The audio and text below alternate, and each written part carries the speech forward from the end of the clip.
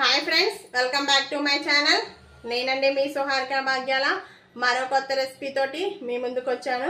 కొత్త రెసిపీ ఏమిటనుకుంటున్నారా? తోటకూర కర్రీ. తోటకూర కర్రీ ఎలా చేసేద్దామో చూసేద్దాం. అలాగే ముందు తోటకూర అంటే చాలా ఆరోగ్యానికి చాలా మంచిదండి. అది తినడం వల్ల చాలా బెనిఫిట్స్ ఉంటాయి. పిల్లలకి కంటి చూపు అనేది మెరుగుపరుస్తుంది. కాబట్టి ప్రతి ఒక్కరు కూడా వారానికి ఒకసారైనా తోటకూర అలాగే వేరే ఆకుకూరలైనా తినడానికి ట్రై చేయాలి. మనం కూడా వాళ్ళకి నచ్చినట్టుగాను ఏదో కొంచెమన్నా తినే విధంగా వాళ్ళ కోసం వంట చేయడం బెటర్.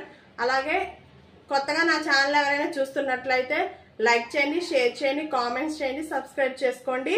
అలాగే మరి ఇంకెందుకు ఆలస్యం, మరి తోటకూర కర్రీ చేసేద్దాం. మరి ఆలస్యం లేకుండా స్టవ్ వెలిగించేసుకొని గిన్నె పెట్టేసుకోండి. గిన్నె పెట్టేసుకున్న తర్వాత 2 టేబుల్ స్పూన్ ఆయిల్ వేసుకున్నాక ఒక 5 ఎల్లిపాయలు దంచిని వేసేసుకోండి. ఆయిల్లో ఇలా యాడ్ చేసేసుకున్న తర్వాత 5 నుంచి ఒక 6 వరకు ఎండుమిర్చిని కూడా యాడ్ చేసుకొని ఈ విధంగా ఫ్రై చేసేసుకోండి.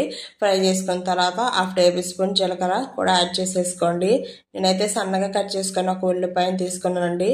ఆ ఉల్లిపాయ కూడా యాడ్ చేసేసుకొని మొత్తం అంతా మిక్స్ చేసుకున్న తర్వాత 1/2 టేబుల్ స్పూన్ పసుపు కూడా యాడ్ చేసేసుకోండి. ఉల్లిపాయలు మొత్తం మగ్గిపోయిన తర్వాత తోటకూర కూడా అందులో వేసేసుకొని యాడ్ చేసేసుకోండి. మొత్తం అంతా మిక్స్ చేసుకున్న తర్వాత 1 టేబుల్ స్పూన్ సాల్ట్ యాడ్ చేసుకోండి. 10 to 20 మినిట్స్ పాటు మీడియం ఫ్లేమ్లో మూత పెట్టి కుక్ చేసుకోండి. నేను ముందుగానే పెసరపప్పు 1 గ్లాస్ నానబెట్టేసుకున్నానండి. నేనైతే ఏపిన పెసరపప్పు తీసుకున్నాను, టేస్టీగా ఉంటుందని. ఇలా పెసరపప్పు కూడా ఈ విధంగా యాడ్ చేసేసుకున్న తర్వాత ఒక చిన్న సైజు టమాటా కూడా అందులో యాడ్ చేసుకొని మొత్తం అంతా మూత పెట్టేసుకొని మగ్గనివ్వండి. ఇదిగోండి, పెసరపప్పు తోటకూర రెడీ అండి. చాలా టేస్టీగా ఉంటుంది. పిల్లలు తినడానికి కూడా ఎక్కువ ఇష్టపడతారు. దీంట్లో ప్రోటీన్స్ ఉంటాయి. రెసిపీ నచ్చినట్లయితే లైక్ చేయండి.